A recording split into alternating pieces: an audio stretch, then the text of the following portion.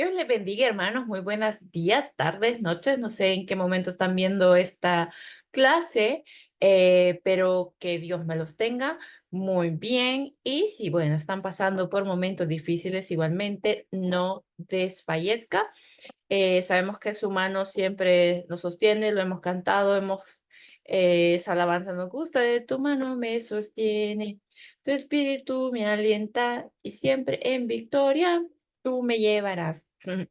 Y siempre pensamos que la victoria es tener lo que hemos pedido, la victoria es que ya no me duela, que tengamos resuelto, pero la victoria también está en es llevar el proceso de la mano con Dios, es una victoria no rendirse, estar firme, seguir adelante, lo que empezó terminar y, y pues así que por favor no desfallezcan, no es el momento para rendirse. Así que pues bueno, bienvenido a la clase número 2 de cultura bíblica. La semana pasada vimos un poco sobre los tipos de árabe, el beduino que vivía en las tiendas de arena, el labriego que vivía ahí en casas de una pieza, que era el agricultor, y el citadino, pues que tenía, por lo general eran negociantes y vivían en ciudades. Vimos un poco sobre las tierras, vimos sobre las viviendas. eh, un poco de introducción de qué significa cultura, por qué es importante la cultura, porque nos brinda contexto, porque nos brinda el porqué de las cosas, cómo eran los patios, toda esta información muy importante a la hora de explorar la Biblia porque comprendemos por qué estaba así, por qué Sara escuchó detrás de la cortina, porque no estaba lejos, después decían en el patio, ya bien lejos. No, estaba muy cerca. Entendemos los materiales con los que estaba hecho, cómo la gente de verdad era nómada, o sea, no tenía un lugar fijo. Nosotros buscamos tener una casita, tener un lugar donde refugiarnos. Ellos vivían en sus mismas telas, en las ramas donde ponían las cosas, las llevaban, se las cargaban y no tenían, eran peregrinos. Y pues eso era un poco lo que vimos la clase pasada. Ahora nos vamos a encargar de ver un poco sobre la vestimenta. Esta es una camiseta, es común para nosotros vestir así. Hace calor, entonces nos ponemos una camiseta, no estamos con abrigo, sino que tranquilamente no estoy con sombrero ni con gorro porque es un clima, pues por el momento aquí está en verano, entonces está un clima caliente donde se anda un poco más fresco. Igual allá es caliente, pero nuestra cultura y su cultura es muy diferente. Vamos a ver esas diferencias el día de hoy y también un poco sobre las actividades diarias de aquel tiempo y la diferencia que tenemos pues ahora. Así que antes de dar inicio, vamos a orar. Dios mío, Padre, te damos gracias por este día, por tu bendición y cuidados, por tu mano que nos sostiene a pesar de las situaciones, Señor, y sabemos que tú siempre, siempre, siempre sabes qué es lo mejor para nosotros. Padre, te pedimos perdón si hemos fallado, si en algo no te ha agradado de nosotros, Padre, ayúdanos a hacerlo mejor.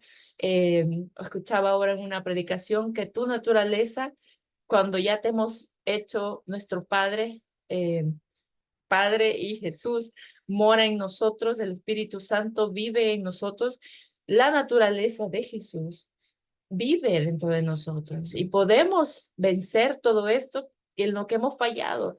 Pero la primera parte es aceptar ese fallo y decir, Dios mío, yo quiero tener un mejor carácter, una mejor forma de expresarme, una mejor forma de vivir acorde a lo que tú quieres de mí, que son cosas pequeñitas quizás, pero podemos hacerlo porque tú nos das toda la fuerza y poder y tú moras, Señora, en nosotros para poder hacerlo. Gracias, Padre, por tu bendición, porque sabemos que tú estás de nuestro lado, que tus misericordias se renuevan cada día y que, Señor, un momentito de esto, aprender un poco de lo que tú viviste cuando estuviste acá con nosotros, Señor, eh, Señor Jesús, ¿verdad? No los quiero confundir. Nos ayudará a comprender muchísimo mejor el Antiguo Testamento, el Nuevo Testamento, lo que se viene, las profecías también tienen mucho, Señor, de toda esta cultura y el comprender eso nos aclara lo que podemos esperar, Señor, o lo que debemos esperar en fe para tu segunda venida. Señor, gracias por todo. En el nombre de Jesús encomendamos esta clase de principio a fin. Hemos orado. Amén. Amén. Pues bueno, vamos a la clase. Es un poco más cortita. Vamos a tratar de cubrir lo que podamos. Y estoy también utilizando, aparte de la información de la Escuela de Teología Online, también tengo el nuevo manual de usos y costumbres de los tiempos bíblicos de Ralph Gower, que es muy útil para ver la información. Entonces he sacado de parte aquí, parte allá, para que tengamos una mejor visualización de lo que pasaba. Entonces, empecemos con la ropa, con la vestimenta. Punto número 1, los estilos de los vestidos de las tierras occidentales sufren cambios constantemente. Nosotros somos occidente. Bueno, América es occidente, creo que Europa también, bueno, no lo sé, así que no sé.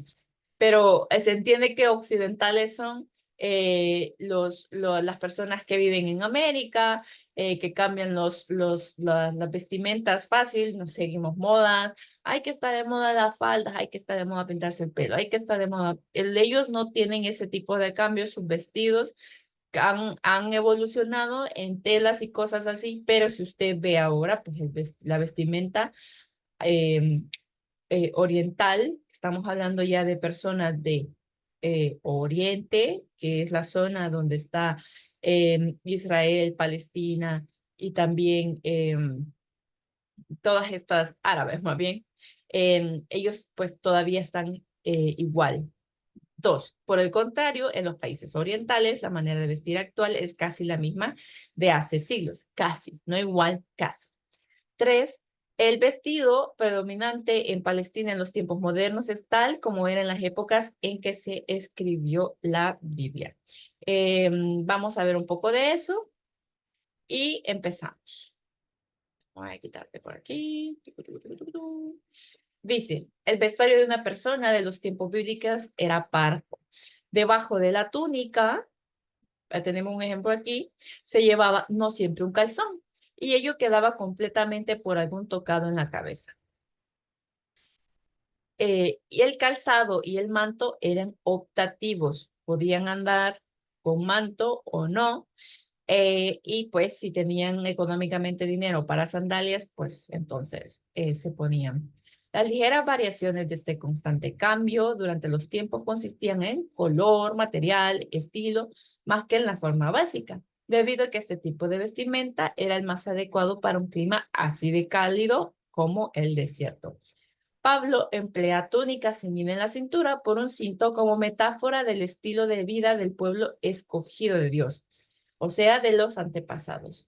Y todos habrían entendido que se refería a los elementos básicos, o sea que vamos a ver la evolución de ponerse varias cosas encima a una túnica con un cinto. La túnica era una parte del vestido totalmente esencial. Eran dos piezas de tejido cosido en forma que la costura cayera horizontalmente. Al nivel, o sea que era como un cuadrado, al nivel de la cintura, cuando se tejía a rayas al trabajar el material en telar, estas se hacían de tal manera que estuvieran en posición vertical en la túnica acabada. O sea, era un cuadro, ¿verdad? Puesto horizontal, pero las rayas eran verticales. La túnica tenía un gran parecido a un saco.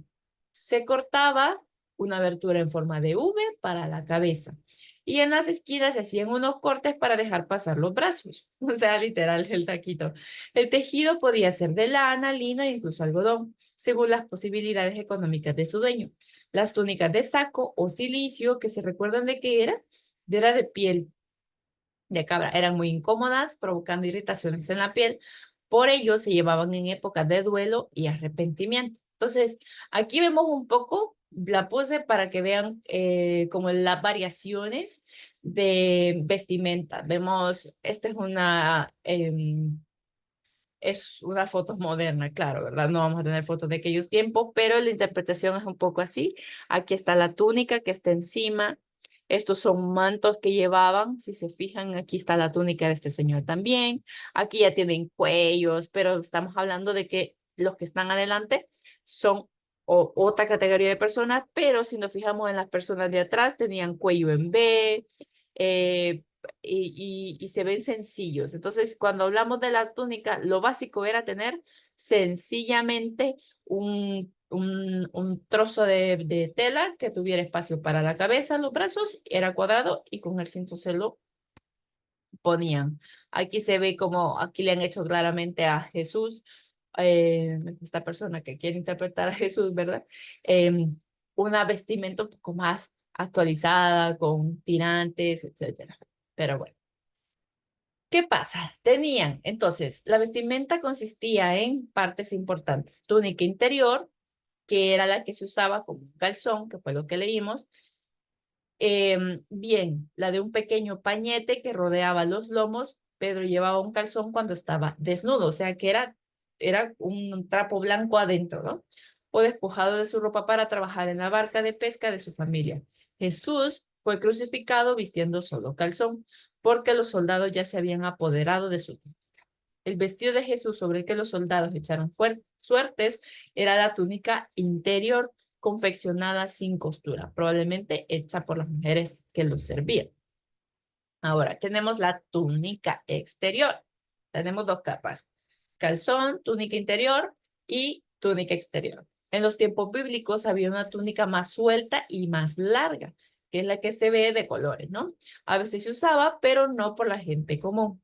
La escritura indica su uso por reyes, profetas, nobles y algunas veces jóvenes. Algunos eruditos bíblicos piensan que era un tercer vestido, es decir, aparte de la túnica acostumbrada y la capa exterior. Pero otros han pensado de esto como un manto especial que se usaba sobre la túnica y esta puede haber tomado el lugar de la capa. O sea que era calzón, túnica, túnica exterior, como tres capas, ¿sí? Y esta tercera capa solo lo utilizaban, eh, la escritura indica que los reyes, profetas, nobles y algunos jóvenes llevaban esta tercera capa exterior. Así como José, la túnica de José era una capa exterior, ¿verdad? De colores, tejida por su padre. Entonces la llevaba un joven. Él había hecho, entonces cuando decimos que era un saco, era esto. Un saco, un cuadrado con una abertura en B y dos huecos para los brazos y todo lo demás estaba dentro. O sea, usted, la persona en que se lo ponía. Como no podían andar con todo esto suelto, utilizaban un cinto. Hay dos clases de cinto. El de cuero, que es de 15 centímetros de ancho y equipado con broches. Esta era la clase de cinto utilizado por Elías y Juan el Bautista. Y había uno más costoso, que es el de lino, aunque algunas veces era de seda o de material bordado, generalmente del mismo ancho. O sea que la diferencia del cinto era, el material más costoso, claramente que para personas nobles, personas con adineradas, era de lino o seda o material bordado, y el de cuero que era para pues las personas que decían, pues esto me lo pongo y me dura un buen tiempo y ya. El uso del cinto era para guardar dinero, ¿sí? Se ponían una bolsita y guardaban ese dinero, o guardaban cosas que necesitaban, y para afianzar la espada. O sea que lo que tuviera la cintura lo sostenía. Las escrituras con frecuencia se hace un uso simbólico del cinto. Cuando Jesús dijo a sus discípulos, estén ceñidos vuestros lomos, en lenguaje bíblico, estar ceñidos quiere decir estar listos a la acción. Pablo describe la verdad como cinto, del cristiano en su lucha con Satanás. O sea, lo que como que ¿cómo sería la palabra correcta? Lo que le mantiene, lo que le pone firme, lo que le ajusta. Si se fijan, aquí tenemos túnica, túnica. Aquí tenemos, este señor lleva una túnica y arriba lleva una capa exterior. Este señor lleva una túnica con un cinto, digamos, esto es, el primero es de cuero, este de tela, podría ser de lino. Esta persona no lleva cinto porque él es en un otro rango, por decirlo así. Aquí está, digamos, Abraham. Noé, cómo se podría haber vestido, Enoc, Adán, vamos como de la sencillez a las diferentes. Moisés, patriarca, Samuel, que era un muchacho, Jonás y Daniel. Digamos que eran como ejemplos, ¿no? Porque nunca en la Biblia no aparece absolutamente cómo ellos se vestían. No sé por qué me parece esto. Desaparece. No aparece cómo ellos se vestían, no lo describe. En algunas ocasiones dice ciertas cosas, su manto, el cinto, pero no dice cómo. Entonces son unos ejemplos como de la moda de aquel tiempo y cómo se utilizaban. Ahora, el manto o la capa. El vestido exterior de los palestinos es una capa larga que servía para nosotros los occidentales como abrigo. Se fabrica de lana o pelo de cabra y algunas veces de algodón. Es de color café oscuro de diferentes tonos y con franjas blancas. Sirve como abrigo contra el viento y la lluvia y como cobertor por las noches. Fue este vestido o capa exterior la que Elías usa para abrir aguas al río Jordán cruzándolo en seco. La ley de Moisés contenía el mandamiento acerca del manto. El manto se usaba por la noche como abrigo, por lo que esta ley no permite a nadie tenerlo como prenda o garantía. Por ello, le priva de conservarse en el calor mientras duerme. Si se prestaba, tenía que ser devuelto antes de ocultarse el sol. O sea que era algo personal, una necesidad para el frío, para el sol, por las noches. Entonces, si yo estaba pobre, pobre, igual tenían que darme mi abrigo, mi cobertor, mi capa. Debido al tamaño del manto, este servía para llevar varias cosas. En él, Ruth lo pudo poner para llevar 6 medias de cebada, por lo que el vestido de encima o manto servía para muchas cosas útiles. Entonces, aquí vemos el manto de Ruth, un poco explicado, ¿no? Donde ella puede llevar cosas porque no está atentando contra su vestimenta, sino que es una capa extra. Igual vemos a ambos con su capa extra. Entonces eran mantos que se llevaban de forma extra, que tenían varios útiles y me cubrían tanto del sol y en la noche me cubrían del frío. Y si se fijan, ella no tiene zapatitos, él sí, él no. Entonces vamos viendo cómo las diferencias, el estatus social decía mucho sobre cómo se iban a vestir. Aquí se le están saliendo los deditos, pobrecito. El turbante. Los judíos prestaban mucha atención al cuidado de su cabello y a los jóvenes les encantaba tenerlo largo y rizado. Los hombres de mediana edad y los sacerdotes ocasionalmente se cortaban el pelo, pero poco. Y los judíos usaban turbantes en público y porque en ciertas ocasiones del año, cuando hace mucho calor, pues era muy peligroso exponer la cabeza al sol. Era hecho de material grueso, se pasaba varias veces en derredor de la cabeza, como así, ya los ha visto. Recientemente se fabrican de algodón. El patriarca Jacob y el profeta Isaías mencionan el uso de turbante como tocado. Entonces, ¿de qué estamos hablando del turbante? Veamos fotitos aquí. Turbantes. Miren aquí el señor de atrás, turbante. Estos son como sombreritos, una versión nueva de turbante, pero aquí, estos tres de aquí al fondo y este señor acá atrás de Jesús, por decirlo así, tela amarrada así, turbante para cubrir del sol. Y también tenemos el turbante de los árabes de palestinos. Actualmente usan un velo en la cabeza y le llaman kafie kefie, un poco así, el cual cuelga sobre parte de su ropa, que es un poco esto.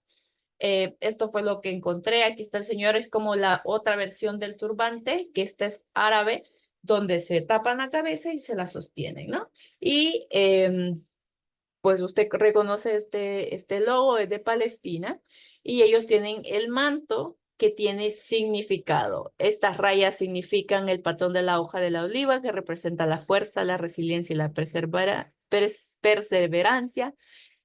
La red, la redecilla, que es la conexión entre el marinero palestino y el mar Mediterráneo, y la franja, las rutas comerciales que pasan por Palestina, una historia larga y rica de mercaderes, viajes e intercambio cultural. Entonces son los significados dentro de que fía, pero hay otros que tienen colores, que van para los chiitas, llevan como que diferentes no sé cómo sería la forma correcta de llamarles, pero como que la verdad que sus creencias, sus,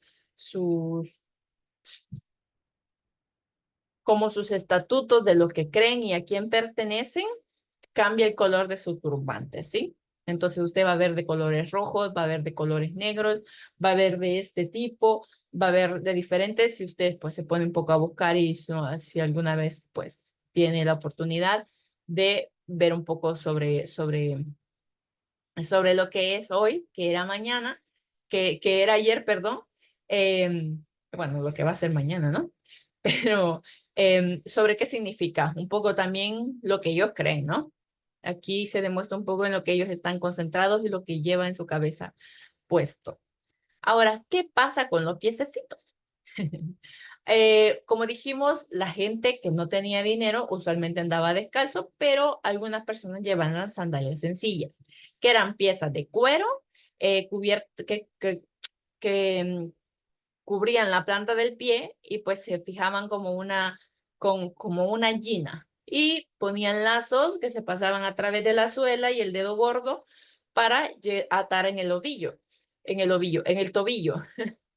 La tira quedaba unida a las lanzas hechas alrededor de la suela y se cruzaban por encima cubriendo el empeine del pie. En algunos casos se usaba zapatos, podían ser cerrados con abertura de dedos y también se empleaban zapatillas. Entonces vimos las verdaderas zapatillas que se utilizaban en ese tiempo eran como estas, un poco, que era como la parte de abajo de la suela, cómo está aquí para el dedito de en medio, si se fija aquí, tenía para amarrarse arriba, pero igual iba amarrada abajo.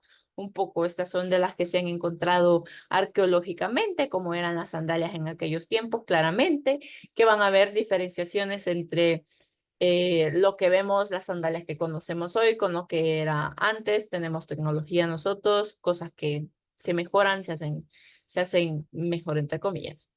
Ahora, la vestimenta masculina, las opciones eran de izquierda a derecha, este señor de blanco, tenemos un trabajador con su túnica ceñida y un cinto, ¿verdad? Que le ajustaba la túnica. Un hombre vistiendo de un grueso manto de lana sobre su túnica, que es una persona, digamos, con un poco más eh, de ingreso económico. Sus sandalias, que era lo que decía, sacaba los piececitos. Esta era como la básica, donde tenía una tira de cuero que iba entre medio del dedo gordo. Estas ya son más con los dedos libres. Y bueno, y esta es la vestimenta de un señor rico que estaba rodeado por un manto colorido, con fleco. Entonces vemos la diferencia de también el, eh, la estabilidad económica, pues que se notaba en su ropa, así como nosotros, pues andamos sencillo porque, pues sí, andamos sencillo, vivimos vidas sencillas. En cambio, gente de dinero que vive su vida, ¿verdad? Y hubo otras personitas que sabemos que ni siquiera tienen para, pues, tener ropita, que tienen lo que se encuentran o les regalan. Ahora, la vestimenta femenina. Una campesina con sus sencillas sandalias. Aquí solo ella tiene sencilla. Ella no tiene sandalias, pero también ellas utilizaban sandalias. Y aquí está la mujer rica. Si vemos un poco, ella quizás estaba dentro de la casa, no llevaba las sandalias. Ellas llevaban también túnicas, mantos, lo que decimos, ellas se cubrían la cabeza, ¿verdad? Con cinto, y la rica, claro, llevaba muchísimas capas más, inclusive las niñas llevan cubierta la cabeza, todas las mujeres llevaban cubierta la cabeza. Diferencias entre la vestimenta entre hombres y mujeres. La ley prohíbe al hombre vestirse con la ropa de las mujeres del lado contrario, viceversa, ¿no? Entonces, las diferencias eran que para la mujer era más decorado, acabado, y era hasta los tobillos, usaban velo para la cabeza y para la cara, ¿verdad? El vestuario del hombre tenía menos decoración, menos adornos, era un poco más corto, no tenían que cubrir hasta abajo los tobillos, Y aunque en la clase alta era largo, porque era como diferenciarlos, no usaban velos, sino turbantes sobre su cabeza. Lo que vimos, tucu, tucu, tucu, y a lo que está ahora en el árabe. Este es un poco de todas las cosas que llevaban. Yo sé que casi no se ve bien, disculpen, la busqué en otra, pero casi no hay. Bueno, no encontré. Pero tenemos que el hombre llevaba todo esto, llevaba la vestidura larga, llevaba la prenda interior corta, la prenda interior de lino con mangas cortas, que era como que dijimos, el calzón, la túnica exterior, llevaba el cinto, llevaba la bolsa donde se echaban las monedas, llevaba pañuelo pectoral, pañuelo de cabeza, o sea que no todas aplican aquí, pero sí llevaba su turbante en la cabeza. Casquet es como otro tipo de turbante, algunos llevaban sombrero, pañuelo para ir sobre la cabeza, que hemos visto como los que se ponen así, el calzoncillo, calzones, medias que no utilizaban, pero están puestas acá un poco, que eran como las diferentes versiones de cosas que se ponían los hombres, pero nosotros hemos visto las básicas y las de aquellos tiempos. La mujer, por otro lado, era mucho más sencillo, la prenda interior, larga de lino, la interior corta, que era su calzón, su túnica, su cinto y su cinto tal vez coloreado. Eran como las versiones diferentes de las ropas que podían vestir. Ahora, ¿cómo se vestía un hombre rico con su mujer? El manto es semejante a la bata con súper ancho de brazos y se le pueden ver a ella los brazaletes. Las mujeres usaban muchos ornamentos y joyas, así como también algunas de ellas usaban maquillaje. Por eso Pedro y Pablo encarecen en tal costumbre, que mejor se abstengan, ¿no? Porque llegaban ostentosas. Era como que aquí vengo. La verdad es que ahora nosotros lo comprendemos de que la persona tiene que vestirse de acuerdo a la ocasión y si usted se va a encontrar con su padre, pues vaya como tal, ¿verdad? Usted no iría a faltarle el respeto, usted iría arregladito, peinadito, bañadito, con la gana de ver a su padre, de escuchar su palabra, de sentarse un momento y estar en comunión con las otras personas, no incomodar, no ese es el punto. Entonces, pues ese es un poco como el contexto. Ahora, ¿qué pasaba con la limpieza de toda la túnica, el turbante, todo esto? La ropa se lavaba metiéndola en la rápida corriente del arroyo y se arrastraba la suciedad. Eh, de los tejidos vastos al pasar a través de ellos o poniendo las ropas mojadas sobre las losas lisas de piedra y golpeando para quitar la suciedad. David empleó la imagen del lavado de la ropa como símbolo de la acción necesaria para ser purificado de su pecado. O sea que, como hemos conocido que se lava, yo ya he visto eh, en la casa con mi abuelita que se lava la ropa y también en películas y quizás usted lo ha hecho también, lavar la ropa en el río. Entonces era justamente igual. El jabón se hacía quizá de una base de aceite de oliva con alcalí vegetal, o sea, una combinación que pudiese remover un poco la suciedad.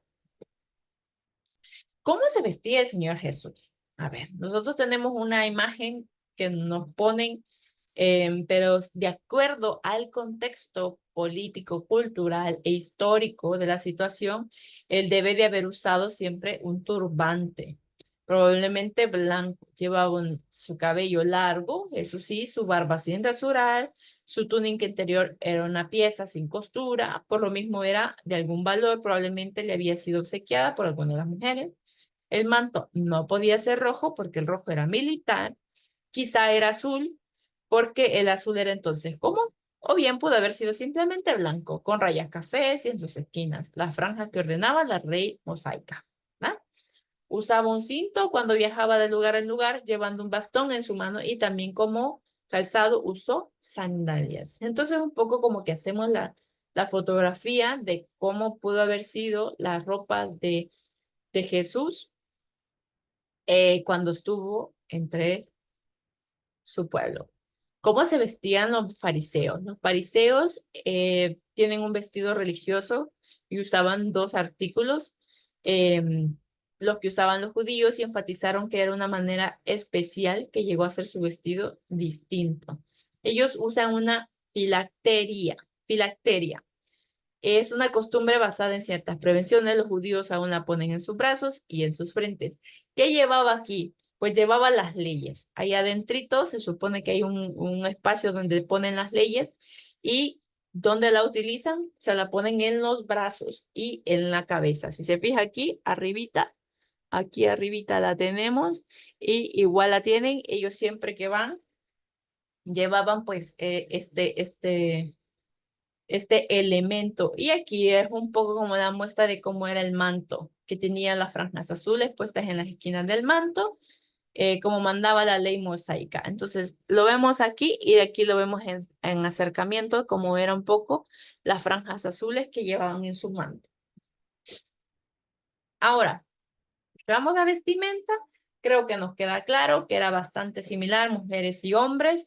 Las mujeres más ornamentadas llevaban joyas, los hombres llevaban muchísimas capas, tenían más opciones de vestimenta, por así decirlo, capa exterior, capa interior, más corto, su turbante o un manto, ¿verdad? Llevaban una capa externa. Llevaban como todo esto dentro de la vestimenta, lo que quiere decir que estaba aclimatado para el lugar donde ellos vivían. Vivían donde hacía calor, tenían que resguardarse del calor. Cualquiera diría, con menos ropa la paso mejor. No, porque te estás quemando, el sol quema. Entonces, ellos se cubrían con telas frescas, que es como el lino. El lino es caro, el lino puro es caro, el lino egipcio le dicen, ¿verdad? Porque viene de esas zonas donde el lino es puro, donde hay lino puro en cantidades más grandes. Entonces pues ellos tenían la facilidad de vestirse así. No todos tenían ese tipo de facilidad. Habían cintos de cuero, cintos de lino. Las capacidades económicas determinaban su forma de vestimenta, pero en reglas generales todas eran muy similares.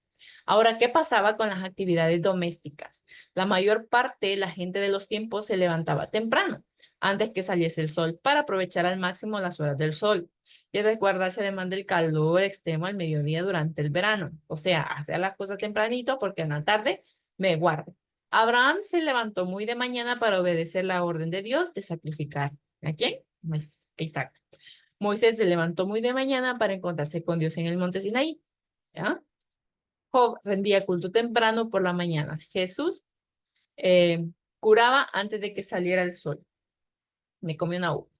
Aunque no era imposible permanecer en cama, era bien difícil hacerlo en una casa pequeña en la que todos dormían juntos en una plataforma. Una persona que se levantaba molestaría a las demás, cosa que expuso Jesús a referir la historia del amigo que necesitaba comida extra a medianoche. Complicado, la verdad. Ellos compartían todo, estaban en una sola, y claro, pues al final tenían como este respeto que tenían que tener a las otras personas que estaban cerca de él, y decir, "Bueno, voy a servir", ¿no? Entonces era como que ese cuidado que había que ver. No podía quedarse dormido como, ay, déjenme dormir, cada quien en su cuarto. No, no, no, no, no pasaba eso. Tenían que hacer las cosas temprano por las mañanas, y las mujeres tenían cosas que hacer, aunque no trabajasen en el exterior como los hombres pues salían a trabajar. ¿Qué pasaba entonces en el desayuno? Este lugar. El desayuno era comida informal, que se comía recién un poco levantado, como hacemos nosotros. Era una torta con pan, con algo dentro, como aceitunas, queso o frutos secos. Mientras que los hombres y los niños mayores salían a trabajar. Comiendo mientras andaban, la madre y las niñas hacían las tareas domésticas del día. Ayudadas por los niños demasiado pequeños para trabajar, o quizás que no pudiesen, ¿verdad? Eh, para ir a la escuela. Los más jóvenes se cuidaban de los animales se encargaban de cuidar los animales de la familia, como David, que se encargaba de pastorear, ¿no? Mientras que los demás se ocupaban alrededor de la casa. El que no podía ir se quedaba cuidando, mientras los otros estaban trabajando. Entonces un poco se ve acá el fondo del horno, una vasija, la piedra de molino, ¿verdad? Cómo es que la hacían, ¿para qué? Para la harina. Aquí vemos a ella con el manto, llevaban una túnica exterior, si se fijan, eran capas de tela. Cualquiera diría, ay, no, pero qué calor. Mm, ¿verdad? Este, entonces, ¿qué pasa? La molienda, tan pronto los hombres habían desaparecido, se iban. Las mujeres sacaban el molino de su sitio de plataforma, la ponían sobre un paño limpio de forma cuadrada. El molino estaba hecho de dos piedras en forma de disco, de unos 30 a 50 centímetros, o sea, estaba grandecito de diámetro. La piedra inferior estaba atravesada por una estaca vertical de manera que pasaba holgadamente por un amplio agujero en la piedra superior, que en los mejores molinos era de basalto, una piedra ligera. La parte superior tenía una empuñadura vertical, lo que permitía hacerla girar. Entonces, ¿qué hacían? Ponían así, se echaba el grano, bien la cebada, el trigo, y se hacía girar la piedra para que fuese aplastando entre las dos piedras la harina, ¿verdad? Entonces, así funcionaba. Aquí está un poco la explicación. Ninguna de las dos fotografías se ve tan clara, quizás está un poquito. Aquí está la parte vertical, aquí está donde, que es la piedra que mueven, abajo donde cae el grano y después pues tenemos para recoger lo que terminaba siendo el polvo. Ahora, ¿qué pasaba? Las mujeres eran las que se encargaban de ir a buscar el agua en la casa. Eh, También iban al mercado, pero ¿quiénes iban? Iban las hijas mayores. El agua se recogía en el pozo local, ya sea al iniciar o al final. Eliezer, el siervo de Abraham, usó este hecho para ir a buscar guía de Dios para elegir esposa de Isaac. Sabía también que eran las mozas, las mayores, las solteras, las que acudían a recoger agua. El agua era llevada en un cántaro grande de tierra, bien sobre el hombro, método empleado por Rebeca, o sobre la cadera. Entonces aquí es un poco la parte donde le ofrece a Rebeca que se vaya a los brazaletes. Está Rebeca con su manto sobre la cabeza, el cantarito y sus ropas, ¿verdad? Un poco como conociendo. Y si vemos Eleazar, pues lleva otro tipo de vestimenta porque em, era siervo de Abraham, claramente vestía diferente. ¿Qué pasaba de ir de compras? Hay que ir a comprar la comida. Si no había suficiente despensa, la tarea de ir a buscar la comida era de las mujeres. Dice, esta práctica se encuentra detrás de las palabras de la oración: el pan nuestro de cada día, dánoslo hoy, donde pedimos a Dios que nos ayude a vivir un día a la vez. Como parte de la visita a los comerciantes, algunas familias recogerían pan cocido en el horno de la comunidad. O sea, nos dice que las hogazas eran puestas en el horno toda la noche y se cocían lentamente hasta que se sacaban fuera antes de que el hornero volviera a avivar el fuego el día siguiente. Mientras Jeremías estuvo encarcelado, recibió cada día pan que proveía de la calle de los panaderos. Y mientras dos primeras hijas iban por agua y al mercado, la madre y las otras tenían mucho que hacer, tenían que barrer, tenían que limpiar, tenían que, especialmente si habían dormido animales en el interior, que si se recuerda, vimos que también ellos tenían una casita ya sea adentro o un poco afuera. Entonces tenían que hacer limpieza porque los animales no respetan, ¿verdad? Eh, y se tenía que avivar el fuego para una llama viva para poder comenzar con la comida. Ellas se encargaban de todo el mantenimiento. Recuerden que había mucho polvo, muchas cosas que pasaban por ahí. Véase la página de la presentación anterior. Y aquí está un poco como las mujeres iban al mercado. Aquí lleva la vasija un poco en la cadera. Llevaban granos, iban con cestitas por las compras. em, y salían. Ahora, ¿qué pasa? El pan era alimento básico. La orina que habían ya molido en los dos discos de piedra se mezclaba con el agua y se hacía la masa, ¿no? El pan, si el pan debía ser leudado, se ponía un trozo de masa del día anterior, levadura, en la nueva masa y toda la masa era dejada cerca del fuego hasta que la levadura en la masa vieja hubiera penetrado toda la masa. Entonces se cocía de aquella manera. ¿Qué era la levadura? Era masa con agua dejada del día anterior que, que se fermenta. Entonces eso se le ponía para que creciese la masa y esa levadura madre se puede tener por muchos años. Usted la va renovando, renovando, renovando, renovando y agarra un buen sabor, la verdad. se los digo, es muy rica, entonces pues eso tenía que ver con la madera. Otro método de cocer pan es, se utilizaban unos hornos bien toscos y era de ponerle un plato de tierra, un plato en la tierra al revés y el pan se ponía sobre la superficie convexa, o sea, sobre la superficie de boca. Otra forma era un cono truncado en una abertura en el fondo del fuego para las tortas que eran pan entonces puestas en el interior. Eh, ¿Lo puse dos veces? No.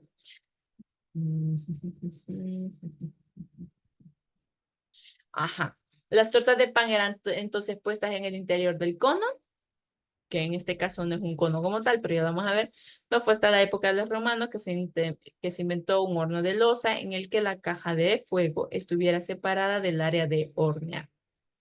O sea, se utilizaba mi abuelita tenía una así gigantote donde se hacían unas quesadillas bien buenas. Entonces se mete, ¿verdad? Ahí el pan y ahí se horneaba adentro. Aquí salía un poco como el vapor. Y esta es la otra forma donde decía que de la forma convexa, o sea, ponen el fuego abajo del plato y sobre el plato la masa estirada sobre este y así se cocinaban, así se hacían. Si se fijan, eran casas muy humildes, aquí tenían como la mezcla y esta es una foto real antigua. ¿Qué pasa con la siesta? Pues el gatito. No encontré ninguna imagen, así que bueno, todos hacemos la siesta y casi nos vemos como ese gatito, así de chulos y preciosos. Al momento de que hace más calor, iban a tomar la siesta en la sombra. Abraham se sentaba a la entrada de su tienda para echar la siesta.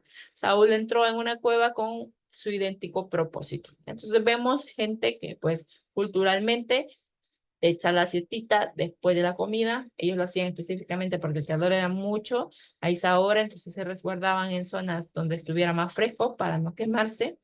Y y descansaban mientras bajaba el sol. Entonces la siestecita. ¿Qué pasa? La comida en la tarde. Descansaban del mediodía, habían cosas que hacer. Entonces empezaban a preparar el fuego para la comida de la tarde cuando ya venían los hombres y esta comida consistía en verduras, lentejas, era un plato fuerte. Se utilizaba y comúnmente se utilizaba un trozo delgado de pan o guisa de cuchara. O sea que este pan, el de las mujeres que ven aquí, delgadito, para utilizarlo como cuchara. Con eso levantaban, ¿no? La comidita, que eran guisos. En ocasiones especiales, como en una fiesta o cuando se hacía ofrecido un sacrificio, se añadía carne al cocido. En la Pascua la carne se asaba. Se tenía que sacar la sangre de la carne y en tiempos posteriores no se podía servir carne con productos lácteos. Había también rígidas leyes dietéticas acerca de lo que se podía y no se podía comer. La comida podía rematarse con frutos de la temporada o secos que una manzanita, pera con miel, etcétera. Eso pues era lo que usualmente comían. No tenían cubiertos, utilizaban sus dedos, sus manos para comer y el mismo pan para levantar, ¿no? Los guisos. Pero eran comidas muy básicas en el sentido, oh, que eran elaboración, no, sino que eran como guiso, fruta, verdura, pan, ¿verdad? Queso, aceitunas. ¿Qué pasaba con las mujeres? Las mujeres durante el día, ¿qué hacían? Pues, aparte de encargarse de toda la casa, hablamos de que ellas tenían la actividad de hilar. ¿Se recuerdan que decía que a Jesús le dieron las mujeres sus ropas? Pues entonces igual ellas se encargaban de hacerles, de fabricar la ropa para la familia. En Proverbios 31 se describe una mujer que busca lana y lino y que trabaja diligentemente con sus manos, que hila y teje y hace vestidos, hace alfombras y cortinajes para el hogar y vende lo sobrante al mercado. Era mientras estaba ocupada en esta clase de trabajo que hablaría con otras mujeres y con los niños. O sea que la mujer no paraba, estaba... Primero tenía que hacer todas las cosas de la casa, después se encargaba de las necesidades del hogar, como tejer, hacer mantas, todas estas cosas para el hogar, cortinas, saber, ¿verdad?, las necesidades y pues aún así ya después, según Proverbios, ir a vender esto al mercado. ¿Qué hacemos nosotros? Pues velar por nuestro hogar. Igualmente, no cosemos las cosas, pero sí velamos de diferentes formas, porque las épocas han cambiado en el estilo de vida, pero Dios nunca cambia. Y, se me pasó de un solo. La limpieza. Había una necesidad de lavarse a lo largo del día. En el caso de Betsabé, es normal, esto tenía que hacerse al final del día. Las casas normales tenían un pequeño tamaño, pocas veces tenían instalaciones para ponerse a bañar. Solo las casas de los ricos permitían tener una estancia con una bañera. Lo más común era llevarse un cuenco poco profundo con una elevación en medio de los pies. Un baño al completo debía tomarse en una fuente o en el río. Incluso la hija del faraón se bañaba en el río. Y Eliseo parece haberse referido a esta práctica cuando le dijo a Naamán que fuera y se bañara en el Jordán. O sea, que los baños completos eran en ríos. O si tenían dinero, pues tenían un lugar para bañera, para baño, como decimos nosotros. Por lo general, en las noches lo que hacían era poner sus piecitos aquí sobre este cuenquito para lavarse. Y salía el agua por acá. ¿Y qué pasaba? Ya terminó el día. Una vez la comida había terminado, venía la noche y la gente se iba tempranito a su casa porque, claro, se levantaba temprano. Para levantarse a la hora que sale el sol, no sé a qué hora se levanta usted. Yo me levanto tarde porque me duermo tarde. Pero varía culturalmente. Aquí mucha gente empieza los trabajos a las 9:10 de la mañana. Entonces, aquí no se puede usted levantar tan temprano si quiere encontrar algo abierto. De hecho, usted muy tarde, a las 10 de la noche, todavía ponen funciones de películas a las 12 de la noche porque la gente se duerme muy tarde. Entonces, culturalmente, en esta época que conocemos de los tiempos bíblicos, se levantaban temprano para hacer las cosas temprano. Cada quien en El Salvador se levanta uno temprano, hace las cosas temprano, a las 8 de la 9 de la noche ya va buscando la comida para dormirse. Pues aquí, por lo menos en España, es muy, muy diferente. Igual la gente come muy tarde, hace la comida del almuerzo a las 2 3 de la tarde, come a las 10 9 10 de la mañana y cena a las 10 de la noche. Entonces es como que todo ese desfase de hora porque todo empieza más tarde. Entonces, culturalmente nos ubica a que, ¿verdad? Cómo era antes, cómo es hoy y cómo eran los tiempos bíblicos para darnos contexto a la hora de leer la Biblia. Y pues nada, muchas bendiciones, mis hermanos. Para la próxima vamos a hablar un poco sobre la comidita. Voy a tratar de traerles bueno, me sale mejor ponerle fotos porque que me vean comer va a estar bien triste, ¿verdad?